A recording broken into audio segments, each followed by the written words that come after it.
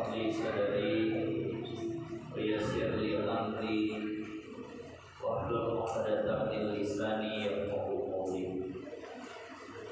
قال المؤلف رحمه الله تعالى ونفعنا الله به وببركة علومه في الدارين آمين.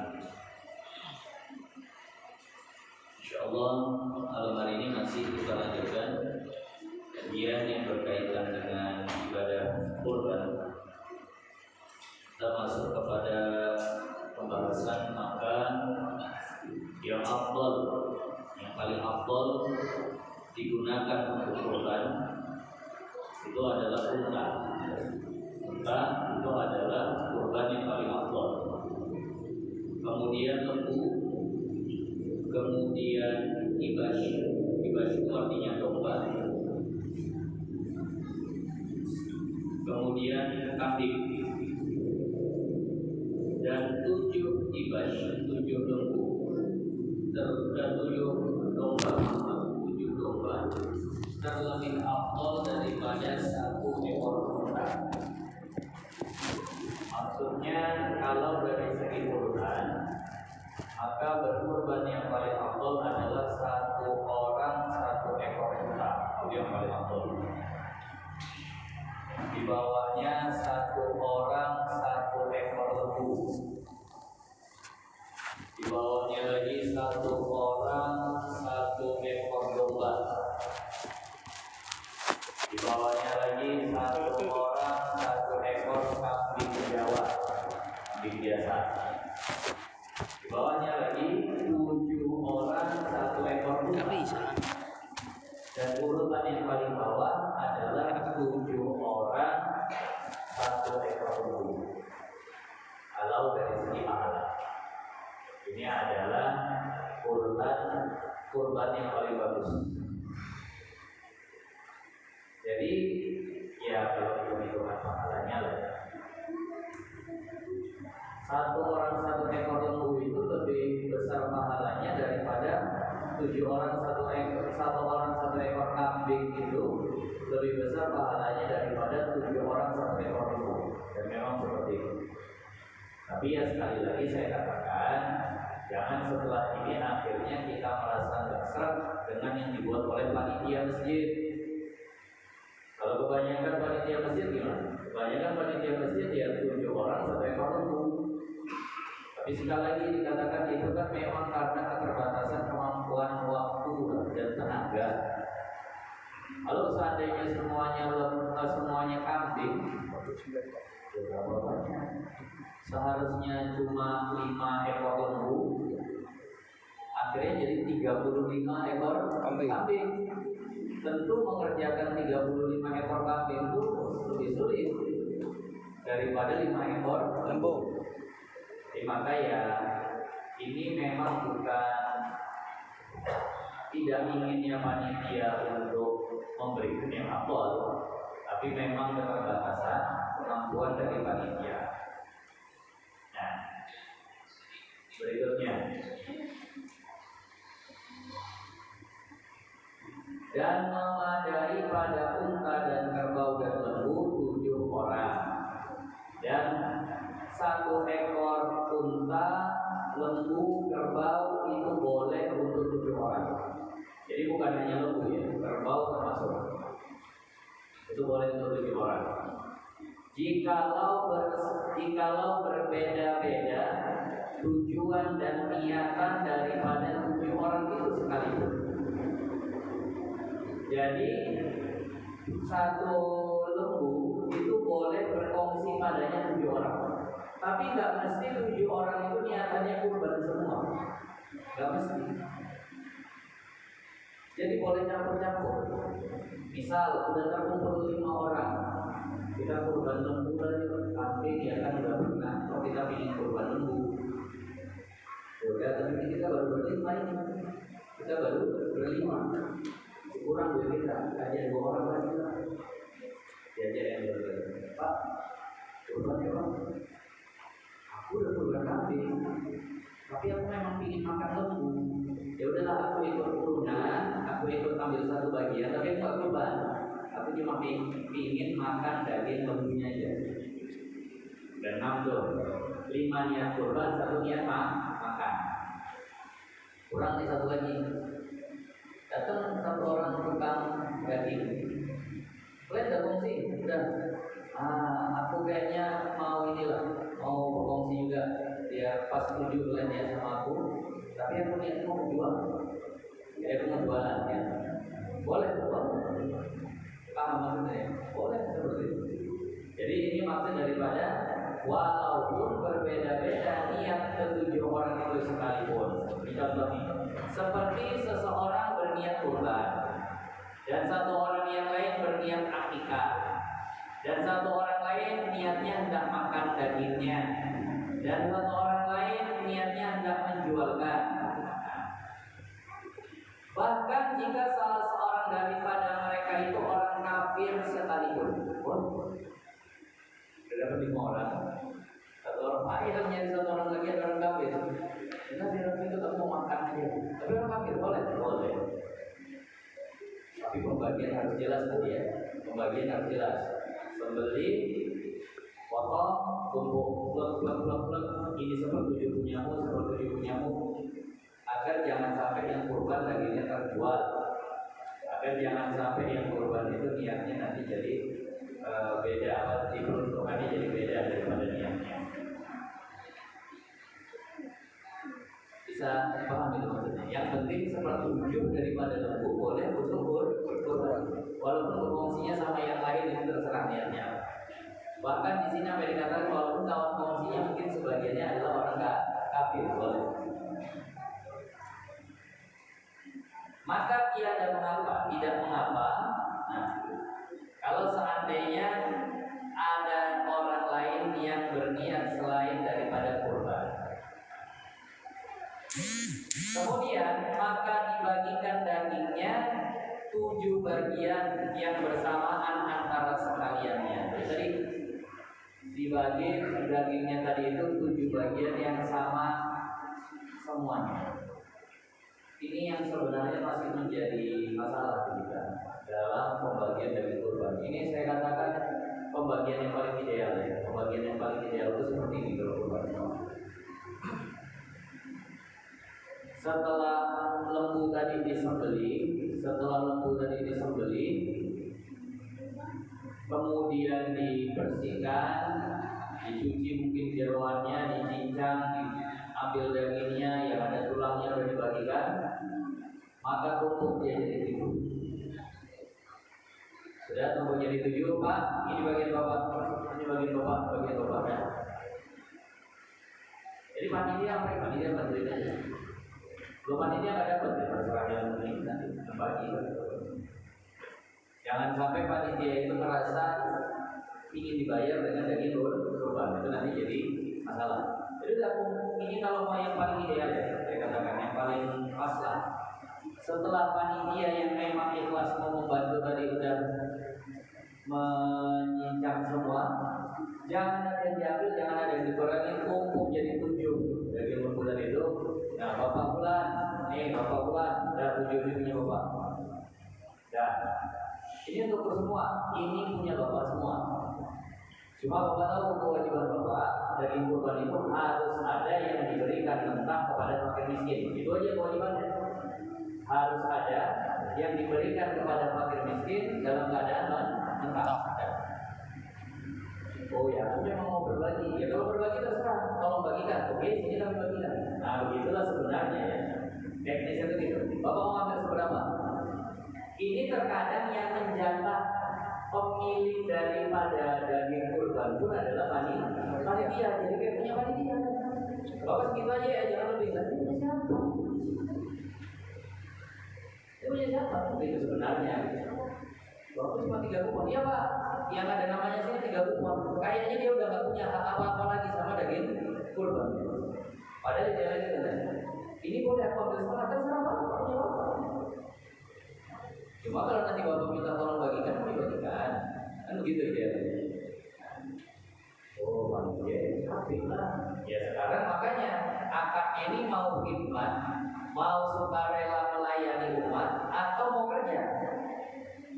Anda capek, perlu kerja juga. Kalau kerja minta upah. Pokoknya kan sediain satu lembu 300.000 besar, atau satu lembu 600.000, tapi satu orang 200.000. Udah, daging nggak mau kan? Berarti nggak usah bapak kasih, kami terima, pokoknya pak kami 200.000. Nah, sebenarnya yang idealnya seperti itu.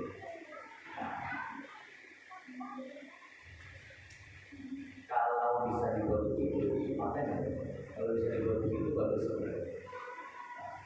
Oh ya nanti jadi untuk dia semua, memang punya dia. Ini kan memang punya dia tidak tentukan. Nanti dia ambil dia semua, dia nggak mau ini berbagi. Ya kita sifatnya anjuran, bukan memang memaksa, karena itu memang punya dia. Kan begitu. Jadi maka idealnya seperti itu. Cuma ternyata mungkin di lapangan ada ini itu segala macam, ya disiasati. Tapi itu yang paling ideal seperti itu. Ya, kalau sudah diberikan kepada orang tadi itu seperti itu, tanpa dibatasi, tanpa diminta, tanpa ada rasa terpaksa sama dia, di situ nanti baru bisa bebas. Yang katanya mau dimasak, mau dimakan, mau apa itu bebas, dia udah ngambil itu bagian dia. Ya udahlah, ini bagianku. Ini tuh panitia nih, panitia. Mau dimasak, makan aja sini. Boleh, ada masalah tuh dia terima gitu. Itu nggak jadi kayak upah, kan tadi upahnya udah disepakati upahnya tadi berapa, kan begitu. Jadi begitu lebih enak sebenarnya. Nggak rancu, nggak takut kesannya dari jadi upah. Ini yang masih jadi masalah karena memang sampai di beberapa tempat ya juga sama. Yo, panitia dapat ini ya 2 kupon, yang lain dapat 1 kupon, kan begitu. Kenapa panitia dapat 2 kupon? Apa itu Pak? Kenapa? Karena jadi padahal nanti nggak boleh lagi dijadikan sebagai upah. Yang saya pun tahu kalau ke sini masih wajar. Saya wajar, tapi ya itu tadi kita harus tahu ini. Jangan sampai dari kurban itu jadi upah. Kita lanjutkan. Jadi dibagi dagingnya 7 bagian yang sama rata antara semua orang tadi. Dan memadai pada kibas atau kambing seseorang jual. Nah, jadi kalau untuk kambing itu hanya cukup, hanya boleh untuk 1 orang, tidak boleh untuk lebih dari 1 orang. Ini mulai ada juga lagi sekolah-sekolah patungan 1 kelas beli kambing, kemudian kurban atas nama siapa? Atas nama kelas 4A begitu. Gimana 1 kelas 1 ekor kambing? Ketika ditegur, lu nggak bisa gitu, jawab biar namanya sebagai pelajaran. Ini pelajaran yang salah. Kan kalau ngajarin dia ngajarin benar gitu. Jangan sampai ngajarin, oh boleh 1 kambing itu 30 orang, boleh 1 kambing itu 20 orang, kan gitu ditangkap anak-anak tuh. Kemarin ada orang yang bilang pesantren aja bilang seperti itu. Pesantren begini gimana? Untuk belajar apa ini? Belajar berkurban. Kalau ini belajar berkurban salah nggak? Ya salah. Jadi masalah aja santrinya cara berkurban yang salah. Ya maksudnya belajarnya beli. Ya, kalau belajarnya beli bilang jangan belajar kurban. Kalau belajarnya beli oke, dijelasin ini bukan kurban. Cuma ya karena orang pada makan daging, kita makan dagingnya ya. Nah, bisa nggak itu jadi kurban? Bisa. Tapi diangkatkan setelah terkumpul sama santri atau sama siswa tadi 1 orang 100.000, 20 orang jadi 2 juta. Bilang gurunya ini 2 juta untuk saya ya, bilang gitu. Nah, insya Allah didatangi sama orang tuanya gitu. Jadi hukum. Ya nggak bisa, kalau nggak bisa memang nggak bisa kurban. Kalau memang udah diperuntukkan semuanya ridho, ya Ustaz nggak apa-apa untuk Ustaz. Nah Ustaz tuh yang kurban, boleh kalau begitu. Nah jadi 1 kambing hanya untuk 1 orang. Nah, daripada ngajarin begitu, mending yang lalu beli ayam aja 1 orang tuh, beli ayam sekalian. Lo itu nggak sesat, itu ada di kita, kan udah kita bahas. Masih lebih penting ada qaulul wahid. Menurut Sayyidina Abdullah bin Abbas, bahwa sah berkorban dengan hewan apapun yang halal yang tumpah darahnya kita sendiri. Kalau yang satu kambing yang 20 orang, tidak ada qaulnya. Kalau dari mana kalau ada guru-guru, ada yang punya sekolah di sini, tolong agak diluruskan.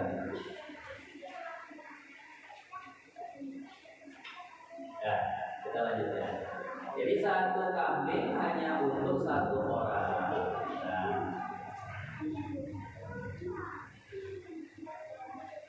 maka satu kibas seorang lebih awal daripada satu lembu atau satu unta untuk 7 orang. Diulangi lagi sama beliau karena memang menekankan. Dan disyaratkan pada unta. Nah, ini sama kayak zakat yang kemarin. Disyaratkan pada unta. Adik-adik duduk, jangan ribut. Dan disyaratkan pada unta. Nah, umurnya itu 5 tahun masuk kepada 6. Jadi kalau mau kurban unta harus umur untanya 5 tahun, jalan 6.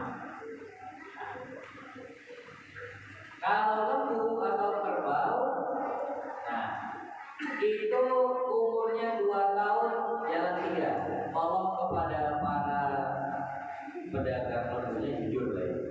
Betul-betul jujur, betul-betul ngerti hukum. Yang boleh dijadikan hewan kurban kalau dia lembu, usia lembunya sudah 2 tahun. Walaupun besar, kalau belum 2 tahun tak bisa. Dia bukan timbangan dari usia. Nah, jadi jangan sampai karena lagi orang pada nyari. Apalagi nanti jadi ada sini Pak, karena harus 8 bulan dulu.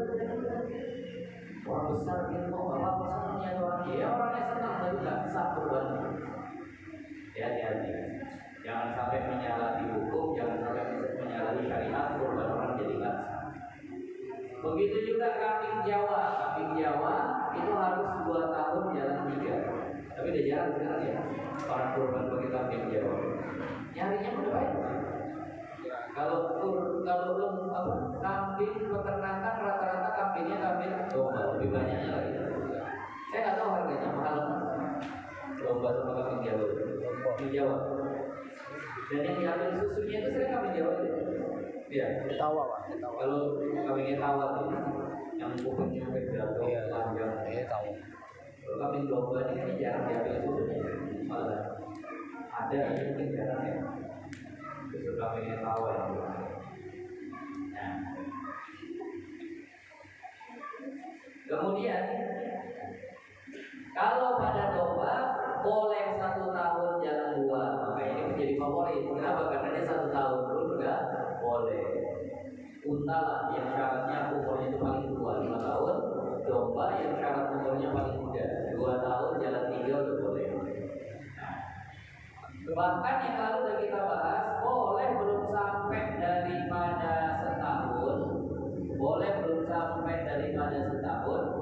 Nah, asal sudah ganti gigi depannya. Nah, sudah ganti gigi depannya, tapi usianya sudah lewat 6 bulan. Jadi kalau misalnya ada domba usia 8 bulan, tapi gigi depannya udah ganti, maka udah boleh dijadikan hewan kurban.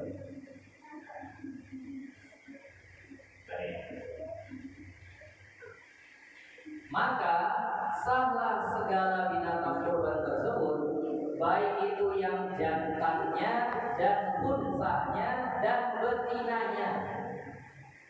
Diluruskan pemahamannya, bukan hanya kambing jantan yang sah, bukan hanya lembu jantan yang sah.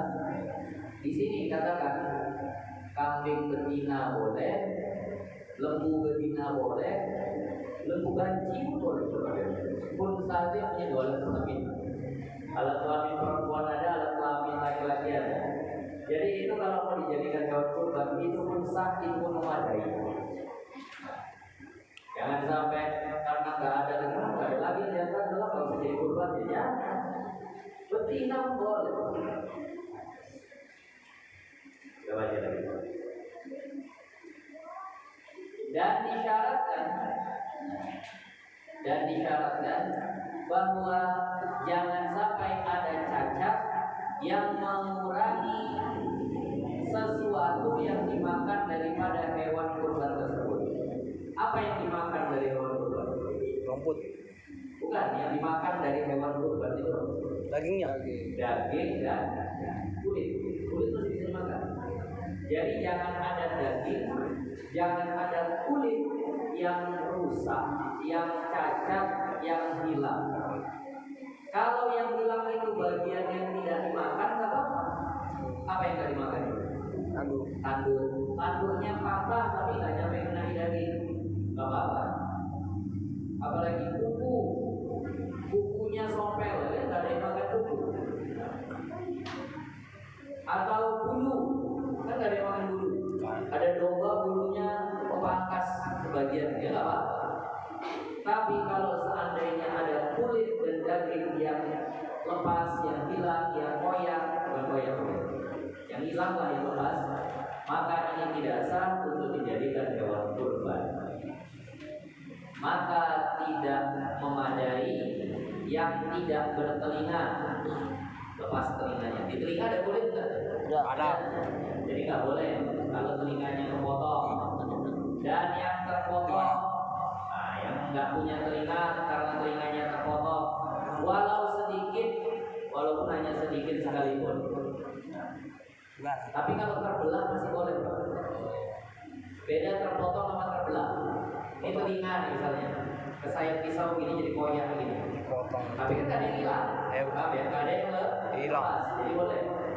Tapi kalau kepotong jadi pendek gitu, nah itu nggak boleh. Jadi jangan sampai ada yang cacat seperti itu. Saya pernah ditanya, Ustaz, kami pernah datang ke peternakan lembu. Lembunya telinganya ditindik, dikasih nomor di telinga. Pernah tahu ya? Dikasih boleh nggak itu berubah? Saya bilang, kalau dia cara menindiknya dicucuk jarum, sah. Kenapa? Karena nggak ada yang hilang, kan itu? Dicucuk jarum terus, itu nggak ada yang hilang, sah. Tapi kalau dia dibolongin kayak membolong kertas itu,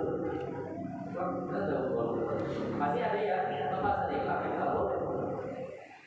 Nah, jadi maka memang harus yang sempurna betul kurbannya. Jangan sampai yang terpotong telinganya, walaupun sedikit. Dan yang terpotong ekornya, jangan sampai yang terpotong ekornya. Beda kalau memang lahir dengan ada ekornya, itu apa? Ini memang terpotong ekornya. Awalnya berekor, rupanya keinjek kawannya putus. Tidak boleh. Atau lidahnya, begigit lidahnya putus sama dia sendiri. Boleh nggak ini untuk kurban? Nggak boleh. Lidah dimakan nggak? Dimakan. Ada sate lidah sih. Enak gitu.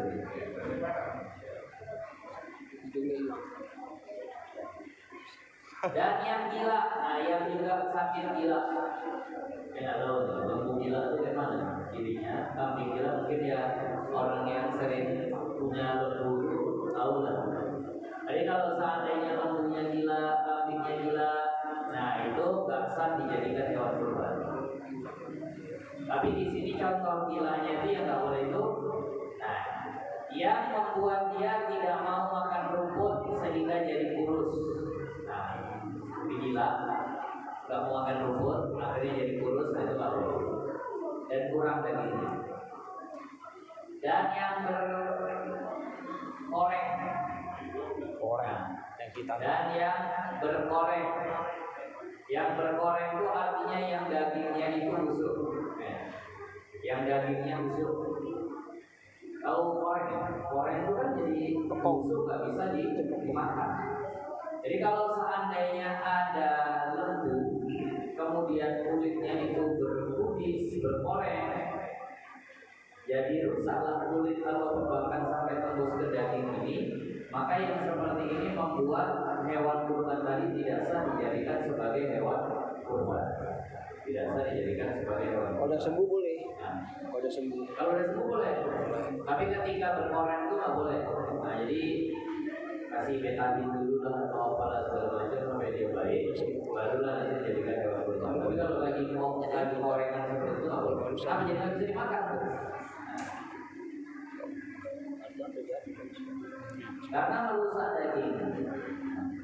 Dan begitu juga tidak sah yang baru beranak, yang baru melahirkan.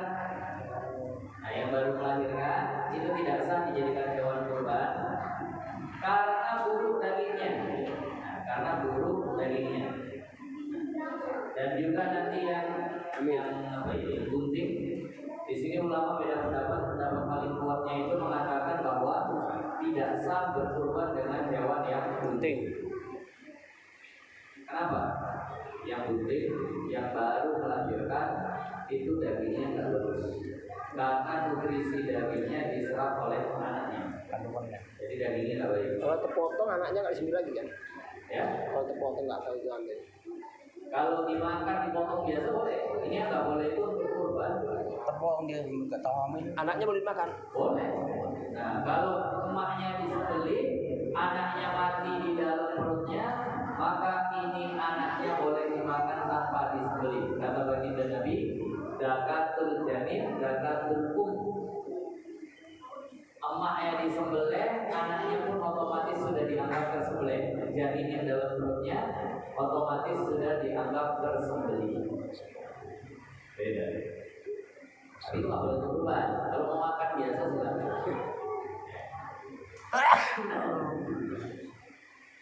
Nah, jadi yang baru melahirkan itu nggak baik. Dan yang sangat kurus itu nggak boleh. Dan yang buta matanya walaupun sebelah itu nggak boleh. Nah, apalagi dua-duanya matanya buta. Nah, dan yang sakit parah itu nggak boleh dijadikan hewan kurban. Dan yang sangat pincang, kakinya pincang.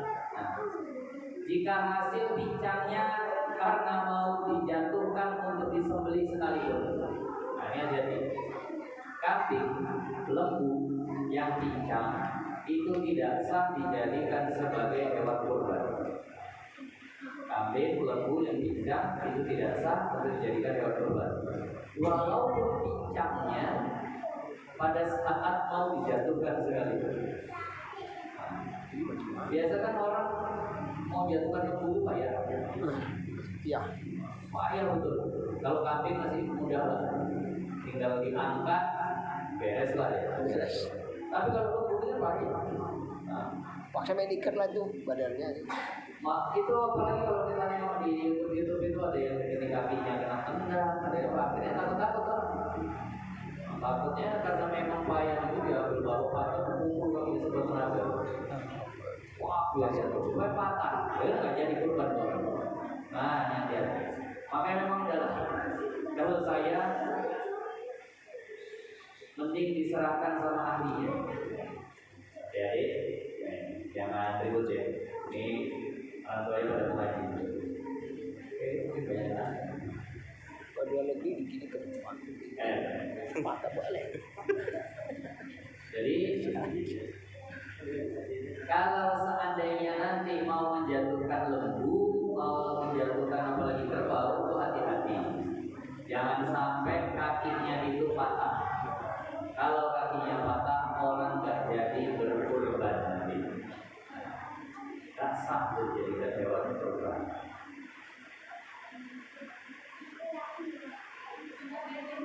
Kemudian yang berikutnya, dan tidak memadai yang gunting. Nah, tidak memadai yang sedang mengandung anak dalam perutnya, ini tidak boleh dijadikan hewan kurban. Nah, ini tertulis di dalam kitabnya Imam Nawawi, kitab Majmu' Syarah Muhadzab. Dan ini pendapat yang paling kuat.